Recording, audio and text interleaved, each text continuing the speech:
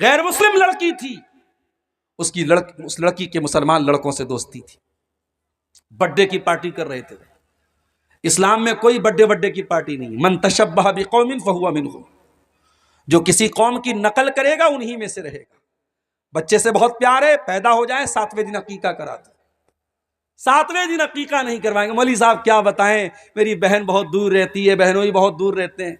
अरे अल्लाह के बंदे, तू अकीका 7वें दिन कर दे, दावत बाद में दे देना। दावत देने के लिए पूरी जिंदगी पड़ी। अकीका पे दावत देना लाजिम थोड़ी है, जरूरी थोड़ी है। असल चीज है कि जानवर ज़बा होना चाहिए। अकीका नहीं करेंगे साहब, बर्थडे खूब मनाएंगे। होटलों में चले जाओ, मुसलमान अपने बच्चे को लेके आता है और केक लगी है और केक के ऊपर मोमबत्ती लगी है और हैप्पी बर्थडे टू यू हो रहा है। करने वाला भी मुसलमान, बच्चा भी मुसलमान, माँ बाप भी मुसलमान। हम ये कहते हैं मेरे भाई, अपने बच्चों को तुम रोज केक खिलाओ, हमें केक पर एतराज नहीं है। अपने बच्चों को रोज प्यार करो, प्यार पर एतराज नहीं है। एतराज है ये बर्थडे मनाने का जो चलन है, ये जो कल्चर है, ये इस्लाम का कल्चर नहीं। मेरे नबी से ज्यादा कोई बच्चों से प्यार करता था? मेरे नबी तो बच्चों से इतना प्यार करते थे, अल्लाह अकबर। हजरत अनस बिन मालिक का छोटा भाई जिसका नाम अबू उमैर था, जब अल्लाह के नबी हजरत अनस के घर में आते थे, उम्मे सुलैम के घर में आते थे, वो छोटा सा बच्चा था, अल्लाह के नबी उसे लाड करते थे, प्यार करते थे। उस छोटे से बच्चे के पास एक चिड़िया थी, बच्चा चिड़िया से खेला करता था। एक दिन अल्लाह के नबी हजरत अनस के घर आए, देखा बच्चा बड़ा उदास बना हुआ है। आपने पूछा, अरे उम्मे सुलैम तुम्हारा बच्चा आज उदास क्यों है? इसके चेहरे पर खुशी क्यों नहीं है? इसके चेहरे पर वो रौनक क्यों नहीं है? कहा, अल्लाह के नबी, जो चिड़िया इसने पाली थी वो चिड़िया मर गई, उसका इंतकाल हो गया। चिड़िया के मरने पर यह बच्चा गमगीन है। हम और आप होते, बच्चे का मामला था, चिड़िया का मामला था, नजरअंदाज कर देते। हो लोगो, हमें नबी भी कितना प्यारा मिला है। वो बच्चों के साथ अल्लाह के नबी उनके हिसाब से उनको खिलाया करते थे। आपने उस बच्चे से फरमाया, या अबा उमैर मा फ़अलन नुग़ैर, ऐ बच्चे, ऐ अबू उमैर, तेरी चिड़िया कहाँ चली गई बेटा? ऐ बच्चे, तेरी चिड़िया कहाँ चली गई? ये कहकर के अल्लाह के नबी ने उस मासूम बच्चे के कलेजे को सुकून पहुंचाने की कोशिश की। अगर ये बर्थडे मनाना कोई अच्छी चीज होती, मेरे नबी ने अपनी बेटियों का भी बर्थडे मनाया होता। नबी की 9 बीवियां हैं और आप जितना अपनी बीवी से प्यार करते हैं उससे कहीं ज्यादा जनाब मोहम्मद रसूलुल्लाह सल्लल्लाहु अलैहि वसल्लम अपनी बीवियों से प्यार करते थे। आपने तो कभी एनिवर्सरी नहीं मनाई, आपने तो कभी अपनी बीवियों को जो है शादी की सालगिरह पर उनको कोई गिफ्ट नहीं दिया। भाई रोज गिफ्ट दो, रोज गिफ्ट दो, हर महीने गिफ्ट दो, कोई मसला नहीं है। एनिवर्सरी मनाना, और ये काम वो करे जो बेचारा सीने पर हाथ बांधता है। पूछो क्यों बांधते हो? भाई नबी की सुन्नत है। इमाम कहता है गैरिल मग़दूबि अलैहिम वलद्दालीन, ये पीछे से कहता आमीन। तूने क्यों जोर से आमीन कहा? कहता है नबी जोर से आमीन कहते थे। रमजान का महीना आया, दुनिया 20 रकात तरावी पढ़े, लेकिन हमारा अहले हदीस 8 पढ़ता है। क्यों पढ़ते हो भाई? नबी ने 8 पढ़ी थी। नबी की इतनी सुन्नतें तुझे याद है, नमाज की एक एक अदा तू नबी से सीख रहा है। तुझे एनिवर्सरी मनाते हुए शर्म नहीं आई? तुझे बर्थडे मनाते हुए शर्म नहीं आई? तुझे फादर्स डे मनाते हुए शर्म नहीं आई? तुझे मदर्स डे मनाते हुए शर्म नहीं आई? ये हमारा कल्चर नहीं है मेरे प्यारे साथियों, ये इस्लाम का कल्चर नहीं है, ये मोहम्मद रसूलुल्लाह का कल्चर नहीं है मेरे प्यारे साथियों। तो मैं अर्ज ये कर रहा था कि अल्लाह के नबी ने फरमाया, जब तुम जिहाद को छोड़ दोगे, ये जिहाद क्या है? ये कोई गाली नहीं है मेरे प्यारे साथियों। बदी के खिलाफ, बुराई के खिलाफ, सरकशी के खिलाफ, शैतानियत के खिलाफ हर तरीके के स्ट्रगल और संघर्ष का नाम जिहाद है। बुराई के खिलाफ हर तरीके की लड़ाई का नाम जिहाद है। वो जबान से भी हो सकती है, वो तलवार से भी हो सकती है, वो स्टेज के जरिए भी हो सकती है, वो जंग के मैदान में भी हो सकती है, वो कागज और कलम से भी हो सकती है। तो नबी ने फरमाया तुम जिहाद छोड़ दोगे। क्या मतलब? यानी तुम्हारे अंदर दीन के लिए कुर्बानी देने का जज्बा खत्म हो जाएगा, दीन के लिए मरने मिटने का जज्बा तुम्हारे अंदर से खत्म हो जाएगा। तुमको सिर्फ अपनी रोजी रोटी की पड़ी होगी, अपनी दुनिया की पड़ी होगी, अपनी खेती की पड़ी होगी। जब ये 4 काम तुम करोगे, कारोबार में फ्रॉड करोगे, अपनी गाय की दुम पकड़ के बैठ जाओगे, अपनी खेती बाड़ी पर मगन हो जाओगे और अल्लाह की राह में तुम जिहाद करना बंद कर दोगे। ये 4 काम जब तुम करोगे तो क्या होगा? सल्लल्लाहु अलैकुम जुल्ला, अल्लाह ताला तुमको जलील कर देगा। तुम जलील हो जाओगे, इतने जलील हो जाओगे कि तुम्हारे मुल्क का हर चीफ मिनिस्टर सोचेगा कैसे मुसलमान को दबा दिया जाए। आज तो होड़ लगी है साहब, आज तो होड़ लगी है कि कौन मुसलमानों के खिलाफ कितनी नफरत भरी बातें बोल सकता है। तो नबी ने फरमाया जब तुम इन 4 काम करोगे अल्लाह जलील कर देगा। और ये जिल्लत कब दूर होगी? हत्ता तरजिउ इला दीनिकुम, जब तक तुम अल्लाह ताला के दीन की तरफ पलटोगे नहीं, जब तक तुम अल्लाह ताला के दीन की तरफ लौटोगे नहीं। ओ मेरे प्यारे भाइयों, आओ मैं आपको वो चीजें बता रहा हूं, वो बुनियादी बातें बता रहा हूं जो हमारी बर्बादी का कारण बनी है।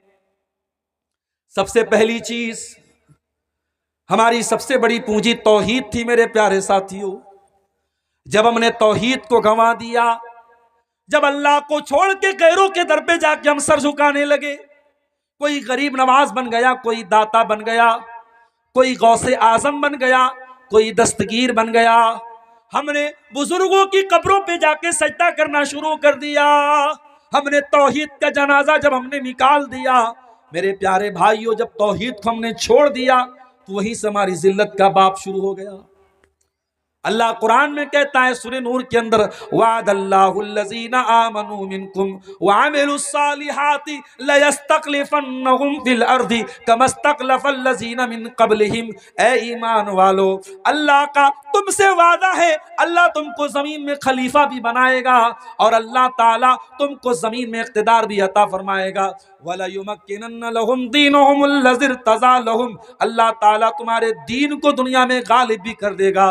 वला युबद्दिलन्नहुम मिन बादि खौफिहिम अमना, और अल्लाह ताला तुमको दुनिया में चैन और शांति भी अता करेगा। शर्त क्या है? याबुदूननी ला युशरिकून बी शैया, मेरे बंदो तुम सिर्फ मेरी इबादत करना, मेरी इबादत में किसी और को शरीक मत करना, शिर्क मत करना। और ये शिर्क, ये इतना बड़ा पाप है कि अल्लाह कुरान में कहता है, इन्नहु मन युशरिक बिल्लाहि फक़द हर्रमल्लाहु अलैहिल जन्नह व मअवाहुन नार व मा लिज़्ज़ालिमीन मिन अंसार।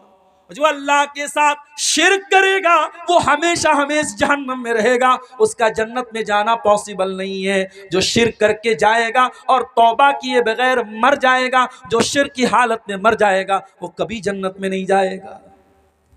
आज मुसलमान को पता ही नहीं कि तौहीद क्या है, शिर्क क्या है, कि कोई भी नारा लगा सकता है, कहीं पर भी सर झुका सकता है। और अल्लाह ताला रहमत नाजिल फरमाए मौलाना अल्ताफ हुसैन हाली को, उन्होंने 100 साल पहले जो बात कही थी, 100 साल गुजर गए हिंदुस्तान के इतिहास में, मगर मौलाना हाली का ये शेर आज भी जिंदा है और बिल्कुल सटीक बैठ रहा है। क्या कहा था उन्होंने?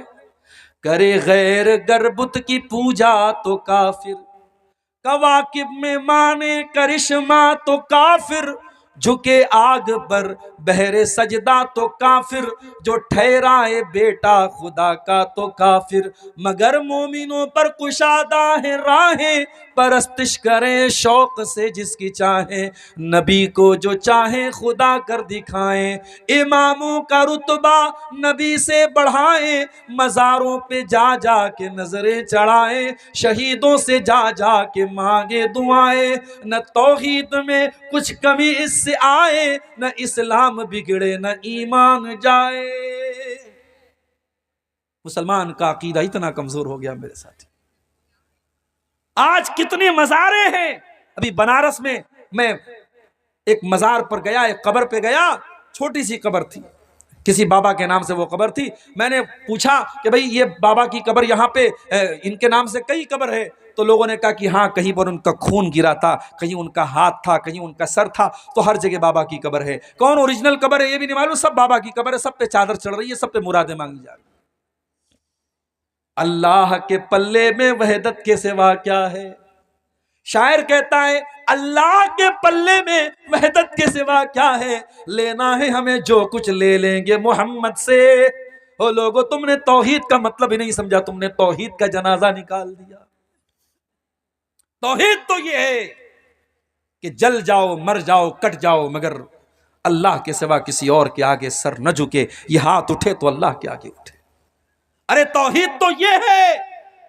इस्लाम में मां का बहुत बड़ा मकाम है। मां से बढ़ के किसी का मकाम दुनिया में नहीं है मेरे प्यारे साथियों। आपके तमाम रिश्ते एक तरफ है और मां एक तरफ है, लेकिन मां का पैर छूने की और झुकने की इजाजत इस्लाम में नहीं है।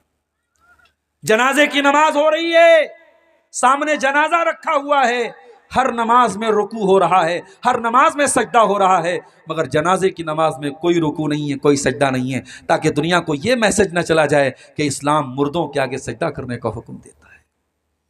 हमारा दीन तौहीद वाला है मेरे साथी। जब तक हम तौहीद पर कायम थे, हम ला इलाहा इल्लल्लाह की राह पर चलते थे, हमारा सर एक अल्लाह के आगे झुकता था, मेरे प्यारे साथियों, उस वक्त तक दुनिया में कामयाब थे। जब हमारे अंदर शिर्क आ गया, कब्र परस्ती आ गई, और ये वही कब्र परस्ती थी जिससे मना किया था अल्लाह के नबी ने अपने आखिरी वक्त में। अल्लाह के प्यारे नबी अपनी वफात के टाइम ये फरमा के गए थे, लानल्लाहुल यहूद वन नसारा इत्तखज़ू क़ुबूर अंबियाइहिम मसाजिद। अल्लाह की लानत तो यहूद और नसारा के ऊपर, उन्होंने अपने नबियों की कब्रों को सजदा करने की जगह बना लिया। जब नबियों की कब्रों पर सजदा करना शुरू कर दिया तो अल्लाह की लानत बरसी थी यहूद और नसारा पर। वो काम आज मुसलमानों ने किया। उन्होंने तो नबियों के साथ किया था, मुसलमान तो नबियों को क्या, वलियों, और वली भी नहीं है, जानवरों तक की कब्रें बना के वहां भी मुसलमान जाके सजदा करने लगा।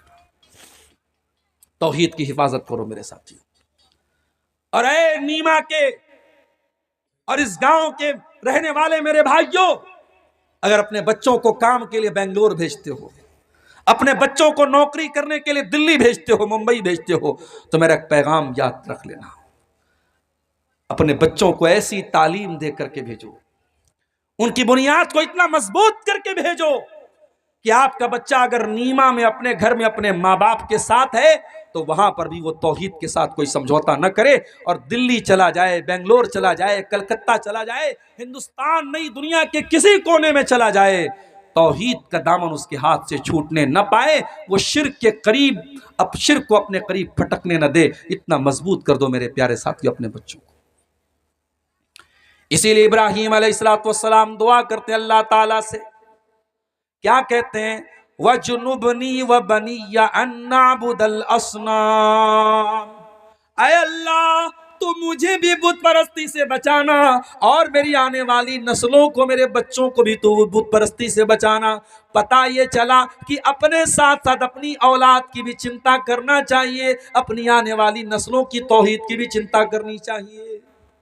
तो पहला सबब यही है मेरे प्यारे साथियों, जब हमने तौहीद को छोड़ दिया तो दुनिया में हम जलील हो गए।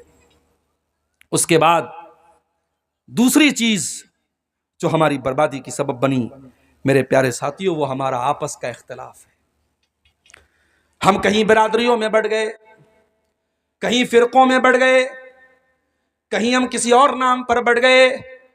कुरान कहता है वला तनाज़ऊ फतफशलू व तज़हब रिहुकुम। ऐ मुसलमानों, आपस में झगड़ा न करो वरना तुम कमजोर पड़ जाओगे, जलील पड़ जाओगे, तुम्हारी हवा उखड़ जाएगी। तुम्हारा दुश्मन तो ये सोच करके तुम्हारे खिलाफ प्लानिंग नहीं करता कि कौन से मसलक का है, कौन सी बरादरी का है, वो तो तुम्हारे खिलाफ मुसलमान होने की हैसियत से तुम्हारे खिलाफ प्लानिंग करता है। तुम बरादरियों में बटे हुए हो, तुम जात पात में बटे हुए हो, तुम आपस में फिरकों में बटे हुए हो। कुरान कहता है वातसिमू बिहब्लिल्लाहि जमीआ।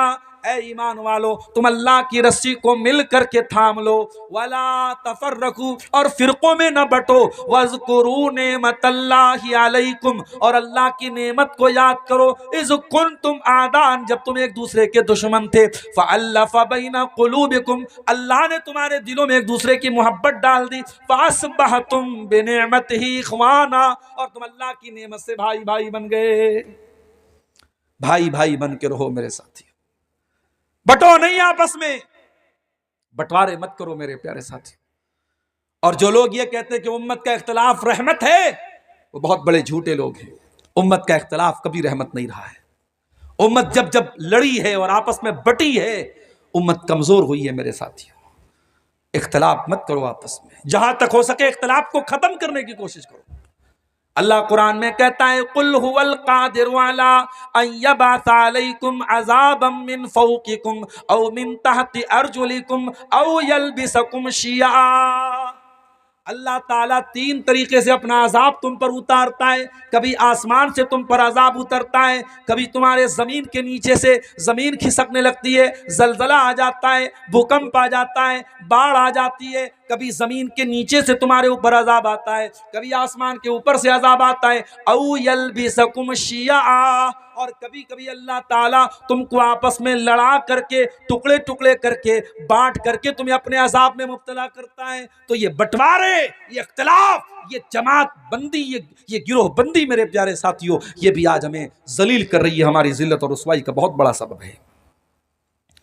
उसके बाद तीसरी चीज, रसूल की नाफरमानी। जंगे ओहद याद है आपको? उसके बारे में पढ़ा है आपने, सुना है आपने? इस्लाम की दूसरी जंग थी ये, और मुसलमान ये जंग जीत चुके थे और माले गनीमत हासिल कर रहे थे मुसलमान। और नबी अकरम ने एक पहाड़ी दर्रे पर 50 सहाबे किराम को तैनात किया था कि कुछ भी हो जाए यहां से मत हटना। और उन 50 सहाबा का जो जिम्मेदार आपने बनाया था हजरत अब्दुल्ला बिन जुबैर को। एक जुबैर है वो जे से हैं और जुबैर जीम से हैं, तो जुबैर नाम भी रख सकते हैं। तो जुबैर, अब्दुल्ला बिन जुबैर वहां पे थे पहाड़ के ऊपर। जब मुसलमानों ने ये देखा कि जंग तो हम जीत गए हैं, तो जो 50 तीरंदाज जिनको अल्लाह के नबी ने तैनात किया था, उनका आपस में इख्तिलाफ हो गया। कुछ लोगों ने कहा कि नबी ने हुक्म दिया था हमें यही रहना चाहिए। कुछ लोगों ने कहा नहीं, जंग तो जीत चुके हैं, अब वो हुक्म कैंसिल हो गया, अब चलो माले गनीमत हासिल करते हैं। 50 में से 37 लोग वहां चले गए, 13 लोग बचे। 37 चले गए, 13 बचे, 13 बचे। मुसलमानों की जंग तो जीती जा चुकी थी, मुसलमान जंग जीत चुके थे। काफिरों का लश्कर भाग रहा था और काफिरों के लश्कर में कमांडर थे जिनका नाम खालिद बिन वलीद था। ओ नौजवानों, ओ रोनाल्डो के दीवानों, ओ विराट कोहली के दीवानों, ओ क्रिकेटरों के दीवानों, ओ फिल्मी गानों पर नाचने वाले नौजवानों, कभी मौका मिले तो खालिद बिन वलीद के बारे में भी पढ़ लेना। पढ़ नहीं सकते तो यूट्यूब पर जाके सुन लेना, और सुन नहीं सकते तो किसी आलिम से जाकर के पूछ लेना कि खालिद बिन वलीद कौन थे। खालिद बिन वलीद वो इंसान है जिस जंग का कमांडर खालिद बिन वलीद बन जाए, वो जंग खालिद बिन वलीद अपने दिमाग और अपने टैलेंट और अपनी सलाहियत के बल पे वो हारी गई जंग को भी जीत जाते थे। ये कमाल था। अभी खालिद बिन वलीद मुसलमान नहीं हुए थे, वो दूसरी पार्टी में थे, काफिरों के साथ लड़ रहे थे, मुशरिकों के साथ लड़ रहे थे। वो वापस जा रहे थे, मुशरिकीन हार चुके थे, वापस जा रहे थे। उनकी नजर उस पहाड़ी दर्रे पर पड़ी। उन्हें नजर आ गया कि ये वो वीक पॉइंट है जहां से मुसलमानों पर पीछे से हमला किया जा सकता है। उन्होंने देखा वहां सिर्फ गिनती के 13 लोग बचे हैं। उन्होंने अपने सिपाहियों से कहा चलो हम यहां से हमला करते हैं। उन्होंने पीछे से जो हमला किया है मुसलमानों पर, मुसलमान इस हमले के लिए तैयार नहीं थे और जीती जंग मुसलमान हार गए। 70 सहाबा शहीद हुए, अल्लाह के नबी जख्मी हुए, आपके दांत टूटे, आप जो लोहे की टोपी पहने हुए थे वह उसकी कड़ियां आपके गाल में धंस गई। बहुत तकलीफ उठाई मुसलमानों ने। नबी का एक हुक्म तोड़ने की वजह से बहुत तकलीफ उठाई मुसलमानों ने। अल्लाह ने कुरान में जब इस वाक़े को बयान किया, अल्लाह ने फरमाया हत्ता इज़ा फशिलतुम व तनाज़अतुम फिल अम्री व असैतुम मिन बादि मा अराकुम मा तुहिब्बून। ऐ मुसलमानों, अल्लाह ताला तो जंगे ओहद में भी तुम्हारी मदद कर रहा था, तुम तो दुश्मनों का खात्मा कर रहे थे, तुम तो दुश्मनों पर कंट्रोल पा चुके थे, लेकिन जब तुम कमजोर पड़ गए, तुम आपस में इख्तिलाफ करने लगे और तुमने दुनिया का मालो दौलत देख करके अपने नबी की नाफरमानी कर दी, तो ऐ मुसलमानों उसके बाद क्या हुआ? फरमाया मिनकुम मन युरीदुद दुनिया, तुम में से कुछ लोग दुनिया चाहते थे, व मिनकुम मन युरीदुल आखिरा, और कुछ लोग आखिरत चाहते थे, वलक सुम्मा सरफकुम अन्हुम लियब्तलियकुम, फिर अल्लाह ताला ने दुश्मनों को तुमसे फेर दिया, वरना दुश्मन चाहते तो तुमको जड़ से मिटा सकते थे, मगर अल्लाह ताला ने उनको फेर दिया। अल्लाह तुम्हारा इम्तिहान लेना चाहता था। वलकद अफा अन्कुम, और तुमसे जो कोताही हुई अल्लाह ने माफ कर दिया। नबी के सहाबा से जहां गलती हुई है, अल्लाह ताला ने गलती बयान करने के बाद कह दिया हमने माफ कर दिया। और जब अल्लाह ने माफ कर दिया तो किसी सहाबी पर किसी को कीचड़ उछालने की इजाजत नहीं है। मेरे प्यारे साथियों, अल्लाह ने सारे सहाबा को माफ कर दिया। बताना ये चाहता हूं कि सहाबा के दौर में अगर एक नाफरमानी पर जीती हुई जंग हारी जा सकती है, तो आज मेरे प्यारे साथियों हम अपनी जिंदगियों में गौर करें, हम कितनी नबी की नाफरमानियां कर रहे हैं। आज मेरे पास सवाल आता है, मौली साहब सुन्नत अगर छूट जाए तो कोई हरज है क्या? अगर हम सिर्फ फर्ज नमाज पढ़ लें, सुन्नत ना पढ़े तो कोई हरज है क्या? ठीक है भाई, अगर कैलकुलेटर पे कैलकुलेट करोगे तो ठीक है। फजर में आप 2 रकात फर्ज पढ़ लो, और जोहर में 4 पढ़ लो, असर में 4 पढ़ लो, मगरिब में 3 पढ़ लो, ऐशा में 4 पढ़ लो, हो गई फर्ज अदा। मगर जो नबी अकरम सुन्नतें पढ़ते थे और पाबंदी से पढ़ते थे, तो कैसा नबी का चाहने वाला है, तो कैसा नबी से मोहब्बत करने वाला है कि तू नबी की सुन्नतों को छोड़ रहा है। मेरे प्यारे साथियों, यही हमारे ईमान की परीक्षा है, हमारे ईमान का इम्तिहान है। मेरे नौजवानों, ये चेहरे पर जो दाढ़ी है, ये दाढ़ी तुम क्यों रख रहे हो? पहले क्लीन शेव करने वाले नौजवान ज्यादा थे, अब दाढ़ी वाले नौजवान ज्यादा है। क्यों है मुझे मालूम है, वजह क्या है। पहले दाढ़ी ना रखने का फैशन था, अब दाढ़ी रखने का फैशन, अब दाढ़ी रखने का फैशन आ गया। अब साहब फलां क्रिकेटर भी दाढ़ी रखे हुए, फलां फिल्मी हीरो भी दाढ़ी रखे हुए। इसका मतलब कि आपको नबी की सुन्नत से कोई लगाव नहीं, आप इसलिए दाढ़ी नहीं रखे कि नबी की सुन्नत है। आपने दाढ़ी अगर रखी भी है तो इसलिए रखी है कि ये स्मार्टनेस की निशानी है, ये फैशन की निशानी है। आप फैशन की तकलीद कर रहे हैं, फैशन के पीछे आप पड़े, आपको नबी की सुन्नत से कोई प्यार नहीं है। नबी के दौर में एक सहाबी थे, उनके बाल थोड़े लंबे थे और कपड़ा उनका टखने के नीचे रहता था। नबी अकरम के सामने लोगों ने जिक्र किया कि अल्लाह के नबी, आपके फला सहाबी है, नौजवान है, उनका बाल थोड़ा बड़ा बड़ा है और कपड़े टखने के नीचे रहते हैं। अल्लाह के नबी ने फरमाया निअमर रजुलु खुरैम, उनका नाम खुरैम था। बच्चा पैदा हो तो नाम रखो, प्यारा नाम है खुरैम। जैसे शुरैम लोग नाम रखते हैं, सुदैस नाम रखते हैं, तो खुरैम नाम भी रख सकते हैं, सहाबी का नाम है। अच्छा, सहाबी के नाम की मीनिंग ना पता हो तब भी रख सकते हैं।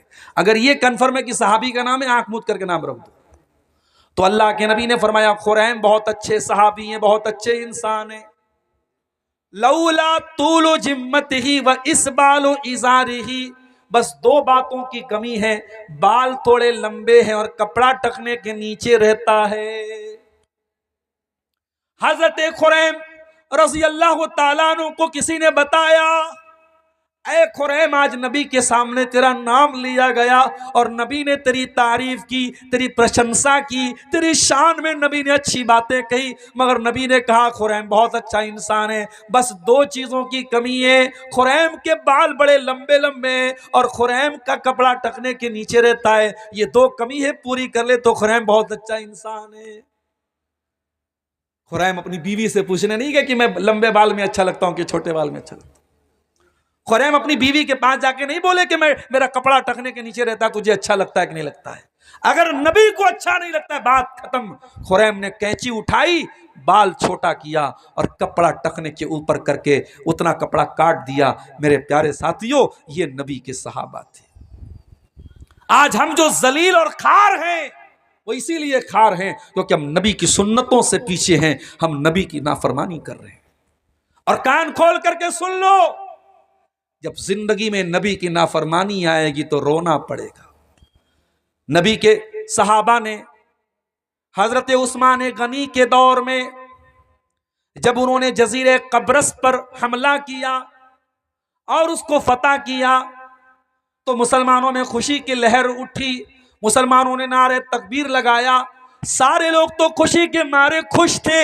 एक आदमी रो रहा था। ये रोने वाला कौन था? ये हजरत अबू दरदा थे। अबू दरदा अंसारी थे, ये नबी के बुजुर्ग सहाबी थे। इनकी आंखों में आंसू बह रहे थे। लोगों ने कहा, अबू दरदा, ये तो खुशी का मौका है, ये तो नारे लगाने का मौका है, ये तो खुशियां मनाने का मौका है। आए अबू दरदा, आप क्यों रो रहे हैं? क्या बात है?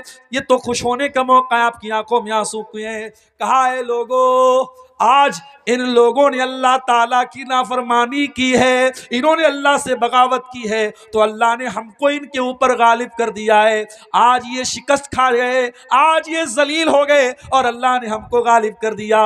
मुझे वो दौर याद आ रहा है, मुझे वो हालात याद आ रहे हैं जब मुसलमान भी अल्लाह की नाफरमानी करने लगेंगे तो मुसलमानों को अल्लाह ताला जलील कर देगा। मुझे वो घड़ी याद आ रही है, इसलिए मेरी आंखों से आंसू बह रहे हैं।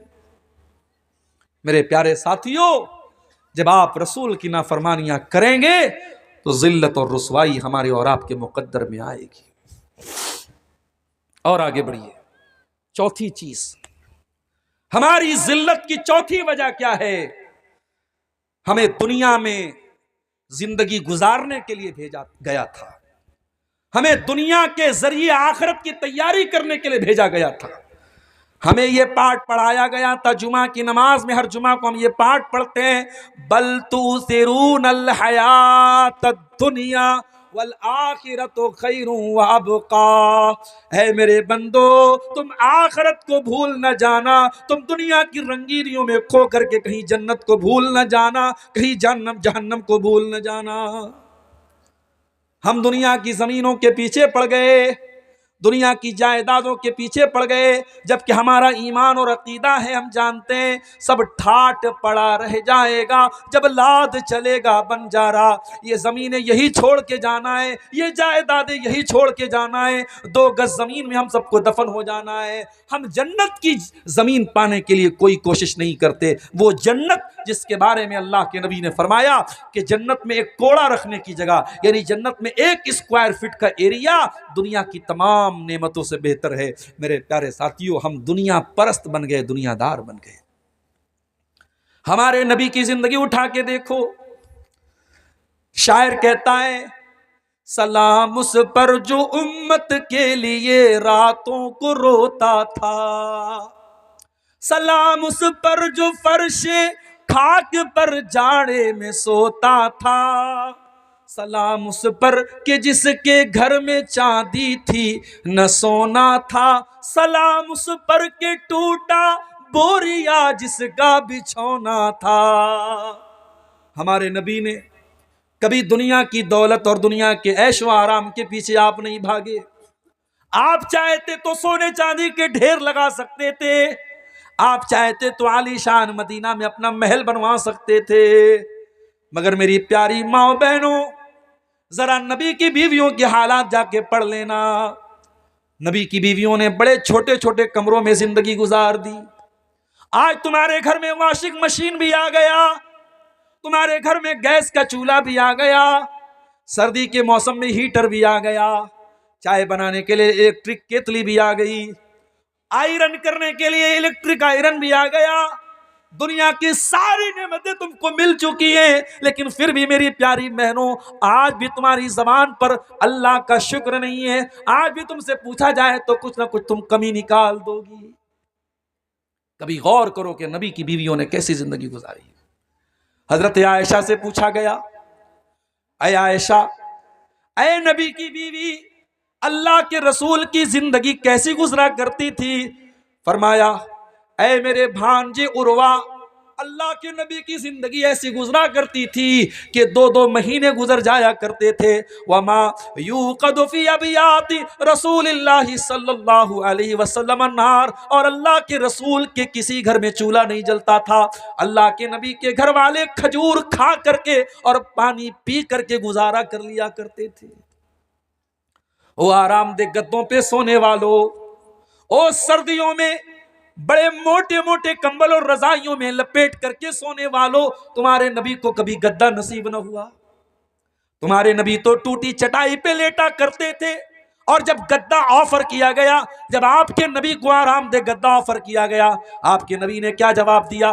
फरमाया माली वली दुनिया, ओ लोगों मेरा दुनिया से क्या लेना देना है। मा अना इल्ला करा के बिन, मैं तो दुनिया में एक मुसाफिर की तरह हूं, मैं तो दुनिया में एक मुसाफिर की तरह आया हूं। इस्तज़ल्ला तहत शजरतिन, जो किसी पेड़ के नीचे आराम करने के लिए आता है, थोड़ी देर आराम करता है, सुम्मा राह फतरकहा, और फिर अपनी मंजिल की तरफ चला जाता है। मैं दुनिया में परमानेंट नहीं आया हूं।